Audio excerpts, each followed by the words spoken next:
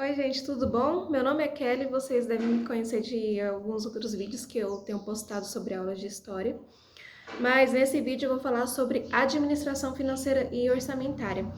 Eu vou dar umas dicas para que você possa estudar esse tema que cai bastante em concursos voltados para a área de nível médio e também para alguns cargos de nível superior. Eu estou estudando esse tema para uns concursos aí específicos da vida que eu quero fazer e encontrei uma certa dificuldade. Imagino que vocês também tenham dificuldades para encontrar um roteiro específico para estudar. Então, depois de bastante tempo estudando, um ano praticamente, eu consegui compreender um pouco sobre administração financeira e orçamentária e eu elaborei um roteiro para que a gente possa ter um começo, meio e fim para o aprendizado, porque é bem complicado. Logo de cara eu vou falando para vocês, gente, não comece pela LRF, que é a Lei de Responsabilidade Fiscal. Ela é curtinha e por ela ser curta, a gente é tentado a começar por ela. Foi um erro que eu cometi. Eu comecei por ela e me lasquei, porque eu não entendi bulhufas do que estava escrito lá, porque eu não sabia os conceitos que estavam escritos lá, o que eles significavam. E a LRF é uma lei bem técnica. Então, um bom ponto para você começar a estudar a AFO, ou AF, né? Porque no começo a matéria é tão difícil que você fica assim, AF, quando você vai pensar em administração financeira e orçamentária. Um bom ponto é você começar estudando pelo conceito, o que é um orçamento. Depois que você foi lá no dicionário, no Google e viu o que é um orçamento e o que é um orçamento público, você pode partir para as funções orçamentárias do Estado, que são basicamente 4 funções. O Estado tem a função distributiva, a função alocativa, a função estabilizadora e a função regulamentadora, quando ele está tratando de orçamento público. Na função distributiva, o objetivo é reduzir as desigualdades sociais. A função alocativa, o objetivo é dar condições para que o setor privado ele possa oferecer bens ou serviços ou para que o próprio Estado que ele tenha condições para estar oferecendo bens ou serviços para a sociedade. A função estabilizadora visa você estabilizar a economia. Como é que você estabiliza? Controlando os preços, a inflação e também fomentando empregos. E a função regulamentadora é quando o Estado atua fazendo normas, leis e regulamentos para a atividade econômica. Aí daí, você já viu quais foram as 4 funções do Estado? Depois você vai lá e pesquisa o que são as técnicas orçamentárias. As técnicas orçamentárias, elas apresentam a evolução da concepção de orçamento. E você tem basicamente 7 técnicas orçamentárias. A primeira é o orçamento tradicional, clássico, ou orçamento inglês. Tudo isso aí é sinônimo para o orçamento tradicional. E o que é esse orçamento? Ele é só uma peça contábil. Ele não se preocupa com os fins do gasto público, apenas com os meios.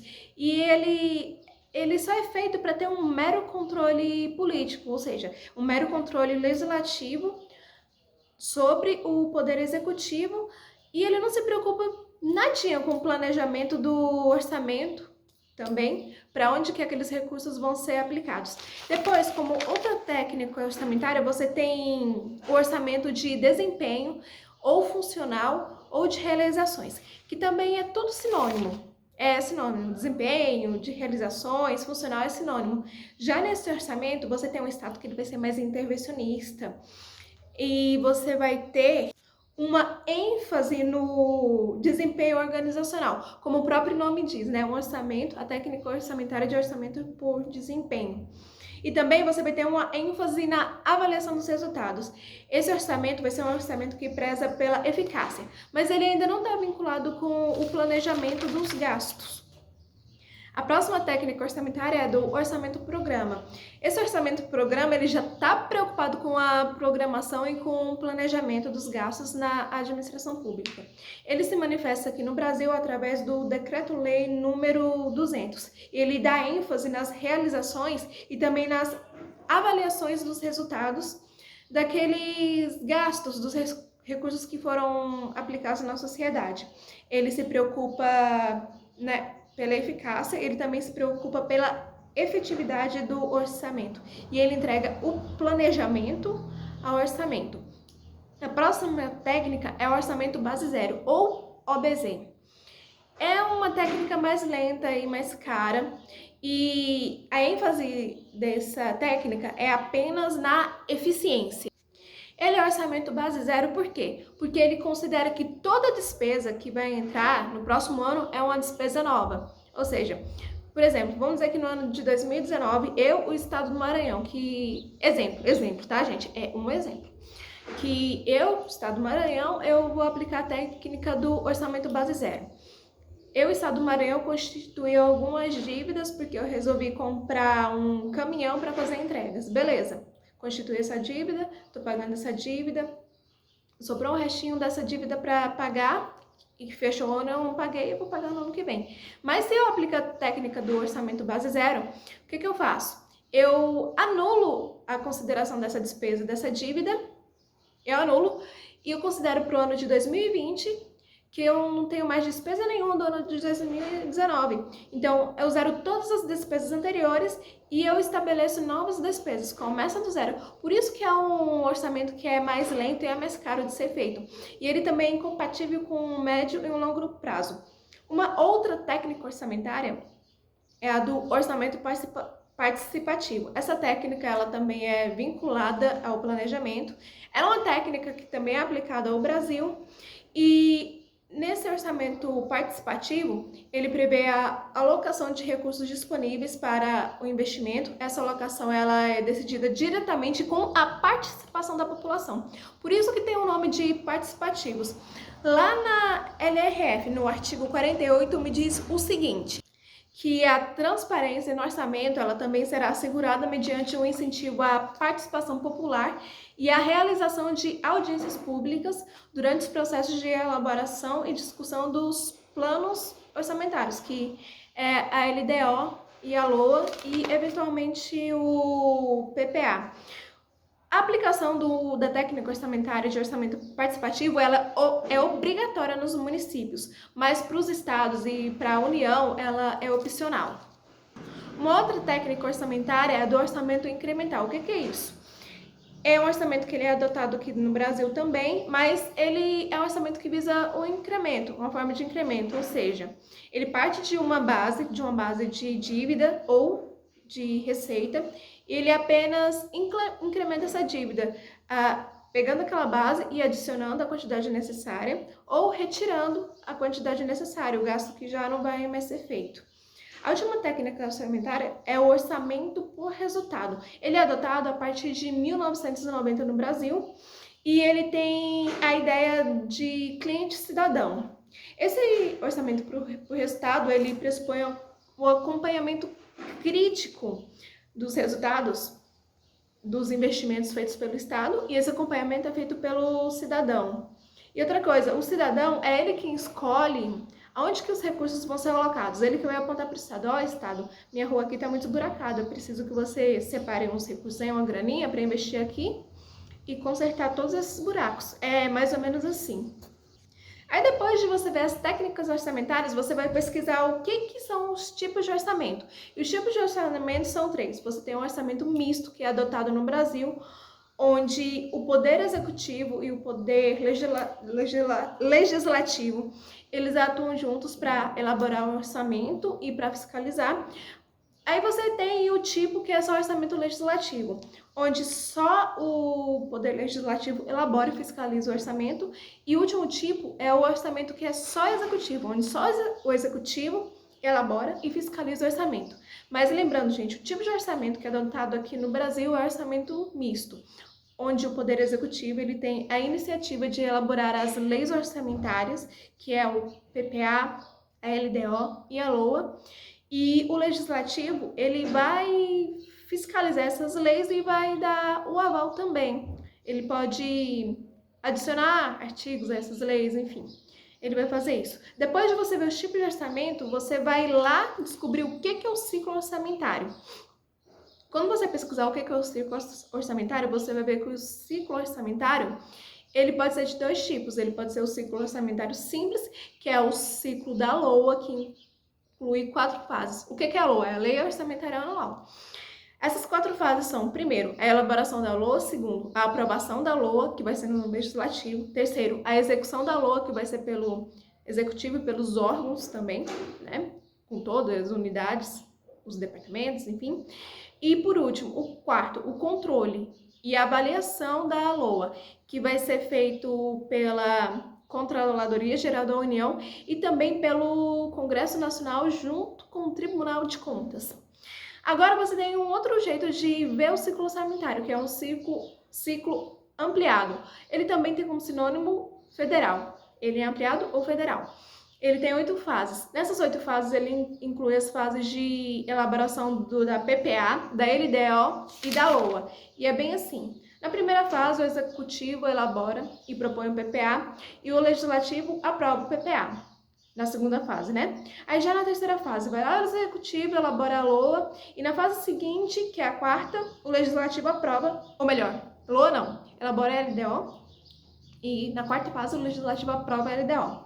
Na quinta fase, aí sim, o Executivo elabora a LOA, o Legislativo aprova a LOA, o Executivo executa a LOA, e na oitava fase, o Legislativo, ele controla e avalia a LOA. Esse é o ciclo orçamentário ampliado, que é o ciclo federal. Depois que você vê o ciclo orçamentário, você vai pesquisar quais que são os princípios que permeiam toda a administração financeira orçamentária. Aí você vai descobrir os princípios principais, né? Que é o da legalidade, universalidade, anualidade, exclusividade, o orçamento bruto, da publicidade, o equilíbrio, o da não vinculação de receitas ou de impostos, que também são sinônimos, o da especificação, o da unidade, aquele princípio da quantificação dos créditos orçamentários, o outro que diz sobre a unidade de tesouraria, o princípio da clareza, da programação, do não estorno. E você também tem outros princípios, como o princípio da totalidade. Mas eu não vou falar de cada um aqui, porque é uma matériazinha muito longa e você tem vários vídeos na internet falando sobre eles, inclusive um vídeo meu que eu já falei sobre os princípios orçamentários. Então, dê uma olhadinha lá. Gente, aí por fim que você viu tudo isso, onde que você vai? Você vai descobrir quais que são os instrumentos de planejamento orçamentário aqui no Brasil. Aí você vai pesquisar sobre o PPA, que é o Plano Plurianual de Médio Prazo. Você vai pesquisar sobre a LDO, que é a Lei de Diretrizes Orçamentárias, que ela leva mais de um ano, assim, o seu ciclo de LDO é mais de um ano. E você vai pesquisar sobre a LOA, que é a Lei Orçamentária Anual, ou Lei de Orçamentos, ou apenas Orçamento Anual, que também são sinônimos. Ela dura um ano e é de curto prazo. Ah, e o que tem de longo prazo no orçamento? O que é de longo prazo no orçamento são os programas de duração continuada, ou seja, porque eles sempre estão ali, continuando eternamente, basicamente, né? Isso é o longo prazo. Aí onde que você vai encontrar informações sobre o planejamento orçamentário no Brasil? Você vai encontrar na Constituição, você vai encontrar na Lei de Responsabilidade Fiscal também, que vai falar sobre os anexos, principalmente que vão ter na LRF, que são um dos anexos é o anexo de meta fiscal, e tem outros tipos de anexos também. Os prazos dos instrumentos orçamentários, das leis orçamentárias, você vai encontrar na Constituição Federal. E você também vai encontrar um outro artigo que vai falar sobre os planejamentos orçamentários na Lei 4.320 de 64. Aí depois disso, gente, uma dica para vocês entenderem bem. O que vocês vão fazer? Vocês vão no dicionário ou no Google e vão pesquisar o que significa um crédito orçamentário, o que significa uma dotação orçamentária, o que é dispêndio, o que significa despesa, o que significa dívida, o que significa receita. Você pesquisa conceitualmente, bem básico mesmo, tipo como se você estivesse lá na quinta série e não sabe o significado da palavra. Você vai lá e pesquisa. Você pega todas essas definições, entende elas e aí sim, você parte para o próximo passo. Qual que é o próximo passo? Você vai descobrir o que é o conceito de receita na administração financeira orçamentária. Aí, quando você partir para essa etapa, você vai ver que a receita ela tem alguns sentidos para ser entendida. Ela tem um sentido amplo e ela tem um sentido estrito. No sentido amplo, Receita são todos os recursos financeiros orçamentários, ou seja, dentro daquele ano, daquele orçamento, e também os recursos extras orçamentários, que vieram de outros anos, de outros orçamentos, que são as receitas. Como por antecipação de receita orçamentária também, vai ser considerada uma receita em sentido amplo, que é o sentido lato sensu. Já no sentido estrito, que é o sentido stricto sensu, vai considerar apenas a receita orçamentária, apenas a receita que vai entrar naquele ano, por exemplo, no ano de 2020. No sentido estrito, vou considerar como receita só aquela que caiu no ano de 2020. No sentido amplo, eu vou considerar a receita, qualquer receita que caiu no meu cofre, seja no ano de 2020 ou seja lá vinda do ano de 2019, tá certo? Depois você vai pesquisar o que é a regra de ouro do orçamento, coloque no Google aí, eu também já devo ter falado isso em vídeos anteriores. Aí beleza, você vai entender o que é a receita, aí você vai perceber que a receita ela tem algumas etapas para serem cumpridas e também esses estágios. Como as etapas da receita? Você tem a etapa de planejamento, execução, controle e avaliação. São 3 etapas. Dentro da etapa de execução, você tem 3 estágios e dentro da etapa de planejamento da receita, você tem um estágio. Na etapa de planejamento da receita, você tem o estágio da previsão da receita. Já na etapa de execução da receita, você tem um estágio, ou melhor, você tem os estágios de lançamento, arrecadação e recolhimento. O pré-larreco, tá bom? Aí vocês pesquisem, vocês vão entender exatamente o que são essas especificidades. Não vou falar aqui porque senão o vídeo vai durar umas 3 horas e aqui são só apontamentos para vocês compreenderem a administração financeira orçamentária. Beleza? Aí você entendeu as etapas e os estágios das receitas, você vai pesquisar as classificações da receita orçamentária. Aí você vai ver que tem várias formas de se classificar a receita. Você vai ver que você pode classificar ela por origem ou procedência, também por coercitividade, se a receita é derivada, vinda de tributos, ou se era originária, quando o Estado ele atua como um empresário, comprando e vendendo coisas. Um exemplo do Estado atuando como empresário é pela estatal Petrobras. E as empresas derivadas, as receitas derivadas, elas vêm de tributos e também vêm do poder de polícia do Estado, quando ele vai lá e aplica uma multa em você e ele cobra. Outra forma de classificar a receita também é pela fonte ou destinação de recursos. Aí você vai ver que as receitas são vinculadas ou não vinculadas. Você também tem como forma de classificação pela regularidade. Aí você vê se a receita é ordinária ou se ela é extraordinária. Também você classifica pela previsão da receita, se ela é orçamentária ou extra-orçamentária, e pela classificação contábil ou afetação ao patrimônio líquido ou afetação patrimonial. Isso tudo é sinônimo. Por meio dessa classificação, você vê se a receita ela é efetiva ou não efetiva, ou seja, se ela altera ou não o patrimônio líquido. Você também tem a classificação por esferas orçamentárias. E onde estão essas esferas orçamentárias? Estão lá na LOA. Aí você vai ver se a receita ela vem do orçamento fiscal, se é do orçamento da Seguridade Social. O orçamento da Seguridade Social inclui a assistência social, a saúde e a previdência. Isso, é a previdência mesmo. E também uma outra esfera orçamentária é por meio do orçamento de investimento que vai constar lá na LOA. Você também tem outra forma de classificar as receitas, que é por meio de apuração ou identificador do resultado primário. Aí você vai ver se a receita ela é primária, basicamente são receitas correntes, ou se a receita é financeira. Outra forma de classificar também é por categoria econômica. Essa forma de classificação está lá na Lei 4.320. Por categoria econômica, você vê se a receita é corrente ou corrente interorçamentária, ou se ela é de capital ou de capital intra-orçamentária. A categoria econômica ela vai se desdobrar em origem. E origem da receita corrente, que pode ser de tributos, contribuições, também pode ser patrimonial, agropecuária, industrial, de serviços, de transferências correntes ou de outras receitas correntes. Ou também, se a origem da receita de capital, ela pode ser por operações de crédito. O que são operações de crédito? São empréstimos ou financiamentos. Outra forma da origem da receita de capital, ela pode ser por amortização de empréstimo. A amortização é pagar o principal da dívida primeiro e depois você paga os juros.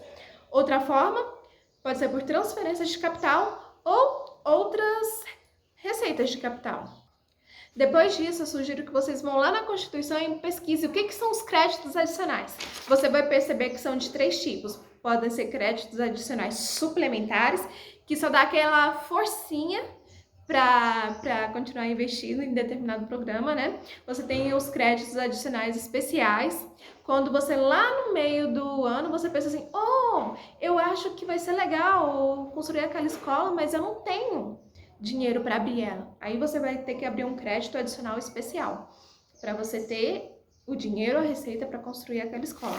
Ou você pode ter o crédito adicional extraordinário. Como o próprio nome diz, é extraordinário. Por exemplo, aconteceu calamidade, ou seja, um desastre. Um desastre.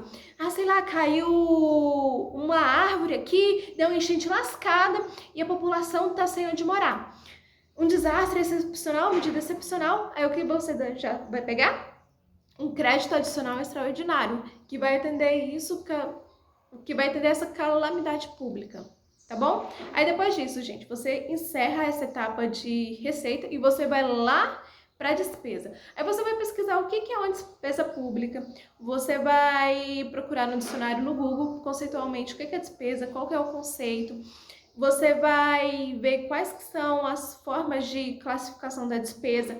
Você vai ver que ela pode ser uma despesa orçamentária ou uma despesa orçamentária. Você vai perceber que também a despesa ela tem uma visão lato sensu, que me diz que, nessa visão lato sensu, que a despesa pública ela é apenas uma expectativa de saída de um recurso dos cofres públicos. E esse recurso vai sair para onde, gente? Para pagar alguma coisa que eu comprei ou alguma melhoria em um serviço público, tá bom? E você também tem a visão de estrito sensu, ok?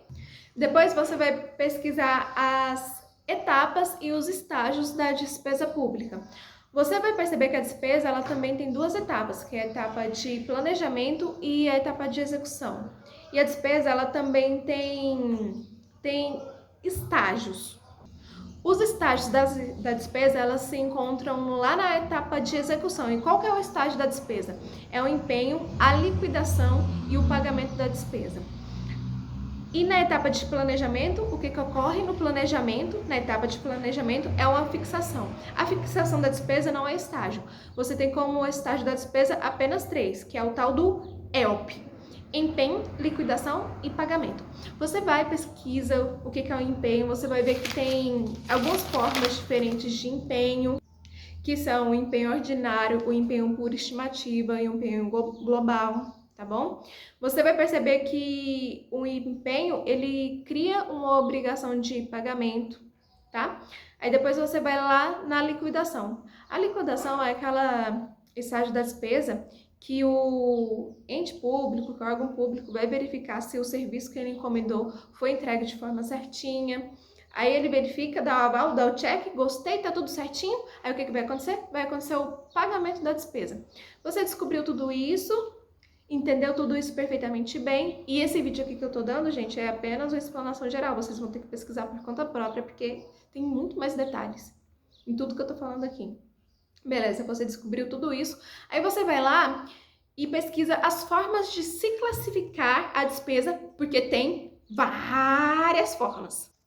E eu vou citá-las aqui. Você pode classificar a despesa por regularidade também, se é uma despesa ordinária ou extraordinária. Pode classificar por fixação ou quanto à natureza, são sinônimos. Aí você vai ver se a despesa é orçamentária. Isso se desdobra em despesa corrente de capital. E também você vai ver se a despesa é extra-orçamentária, que é quando ela me fala de restituição de depósitos ou de calção, quando ela me fala do pagamento de restos a pagar ou do resgate de antecipação de receita orçamentária, que é ARO.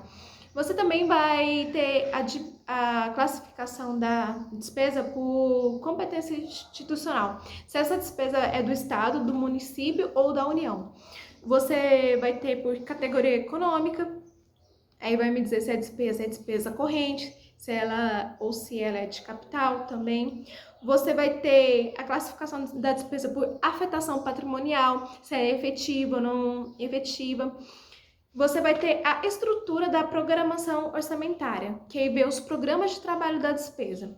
Aí essa estrutura ela vai ter duas visões. Vai ter a visão quantitativa, que vai se subdividir em uma visão física. A quantitativa física, ela vai averiguar a quantidade do serviço que me foi entregue. E a quantitativa financeira, ela vai me dizer a natureza da despesa. Aí vai falar qual foi a categoria da despesa, qual foi o grupo de natureza da despesa, a modalidade de aplicação, o elemento da despesa e o desdobramento da despesa. Essa categoria é opcional. E é basicamente numerações, gente. E na outra visão da programação orçamentária, você vai ter a visão qualitativa, que aí vai me dizer, na visão qualitativa, vai se desdobrar em qual que é a esfera do orçamento, da despesa, a esfera orçamentária. Aí vai me dizer se a despesa é uma despesa fiscal, se ela é da Seguridade Social, ou se é de investimento. Aí você vai ter também um outro desdobramento, se a despesa é institucional, que me fala quem é que gasta o órgão. Aí me fala o órgão e a unidade orçamentária onde o gasto foi feito. Aí você vai ter na visão qualitativa funcional, que vai me dizer com o que foi gasto. Aí você vai me falar qual que foi o tema, qual que foi a área, qual que foi o assunto, vai me dizer basicamente em qual área a ação governamental aplicou o recurso. E você também, na visão qualitativa, você vai ter a esfera programática. Aí vai abarcar o quê? Vai abarcar o programa, o nome do programa, a ação do programa e o subtítulo, que é a mesma coisa de localizador de gasto, que tudo isso é um nome chique para me dizer qual que foi a região ou o estado onde o gasto foi feito. Vocês pesquisaram, entenderam todas as classificações da despesa? O que vocês vão fazer? Vocês vão pesquisar os significados e as diferenças entre atividade, projeto e programa. Aí você vai ver e você vai ver o que é isso. Você vai ver que essas coisas são ações governamentais. E essas ações governamentais são o projeto, a atividade e também são as operações especiais. O projeto, ele é um projeto de expansão ou aperfeiçoamento. Já atividades são atividades de manutenção. E as operações especiais, elas constam lá na Lei Orçamentária Anual, mas não no PPA, e elas constituem despesas de agregação neutra. O que é uma despesa de agregação neutra e por que elas recebem essa classificação? Elas recebem essa classificação porque as operações especiais, elas não contribuem para a manutenção, para a expansão ou para o aperfeiçoamento de ações do governo. E onde que o governo vai agir? Ele vai agir aplicando recursos para a melhoria da sociedade. E essas operações especiais, elas também não resultam de um produto e elas também não geram a contraprestação direta para o Estado sob forma de bens ou serviços. Ou seja, elas não são aquele tipo que, por exemplo, o Estado vai lá e compra um caminhão que vai ser usado para sempre estar transportando os seus produtos de uma repartição para outra. Então, uma operação especial ela não vai gerar esse tipo de investimento. Aí, beleza, gente, você pesquisou essas coisas, entendeu bastante. Aí, o que você vai fazer? Você vai pesquisar o que são restos a pagar. Aí você vai ver que os restos a pagar, eles são exatamente o seguinte. São despesas empenhadas, mas não pagas até o dia 31 de dezembro. E eles são de dois tipos. Eles podem ser de restos a pagar processados e restos a pagar não processados. O que é um resto a pagar? No momento da despesa, o que você vai ver? Você gerou a despesa, você gerou o empenho e fez a nota de empenho. Aí, você teve o empenho. não pagou até o dia 31 de dezembro, vai pagar no outro ano, gera um resto a pagar. Um resto a pagar por quê? Você vai pagar, por exemplo, uma despesa que foi feita lá em 2019, no ano de 2020. Aí para o resto a pagar. O resto a pagar ele vai ser processado quando tiver ocorrido o empenho e a liquidação da despesa. E ele vai ser não processado quando tiver ocorrido apenas o empenho e a liquidação vai ser feita no ano do pagamento, por exemplo. Depois disso, você vai lá e vai pesquisar o que é DEA. DEA, que é a despesa de exercícios anteriores. Aí você vai perceber que a despesa de exercícios anteriores, elas são despesas sim, só que não houve um empenho no momento que a despesa foi feita. Então, essa é a diferença básica entre restos a pagar e despesas de exercícios anteriores. Porque o restos a pagar teve um empenho, a despesa de exercício anterior não teve um empenho. E o que é fato comum entre os restos a pagar e as despesas de exercício anterior? Tá faltando pagar o trem, né? Tá dando finalmente quitar a dívida. E já que eu tô falando em dívida, depois de você ver isso, o que é o resto a pagar e a despesa de exercício anterior, você vai pesquisar sobre dívida. Você vai pesquisar sobre a dívida ativa. O que é a dívida ativa? São coisas que as pessoas estão devendo para mim e que eu tenho que receber. E você vai pesquisar sobre a dívida passiva, que tem como sinônimo a dívida pública. O que é a dívida passiva? São coisas que eu estou devendo para os outros e que eu tenho que pagar para os outros. Aí você vai pesquisar e entender exatamente o que é dívida ativa e dívida passiva. Aí depois disso, gente, vocês vão tentar entender o que é o suprimento de fundos. E o suprimento de fundos, ele é basicamente... Ele é um adiantamento. Ele é um adiantamento que é um valor que é entregue ao servidor para que esse servidor ele realize pequenas despesas que são de materiais ou serviços em nome do órgão ou da entidade em que ele trabalha, ou também para que ele pague despesas maiores, mas que essas despesas elas não podem seguir o estágio de processamento normal, tá certo? Então, gente, aí vocês vão pesquisar exatamente o que é o suprimento de fundos ou o regime de adiantamento. O que eu falei aqui foi super basicão, porque ele tem prazos que você tem que atender, ele tem critérios para ser concedido, a qual tipo de servidor pode ser concedido. Você estudou tudo isso, gente. Aí sim, no final, você vai lá na Lei de Responsabilidade Fiscal, beleza? Então, vou encerrar esse vídeo aqui. Nossa, um vídeo de roteiro de explicação bem longo, vai ser mais de 30 minutos. Gente, isso aqui é só uma dica de um estudante, de uma concurseira para outros estudantes e outros concurseiros. Aqui eu falei alguns conceitos básicos, mas que vocês precisam aprofundar se quiserem sair bem nas provas na matéria de Administração Financeira Orçamentária. É isso, gente. Beijão, tchau. Espero mesmo que tenha ajudado vocês.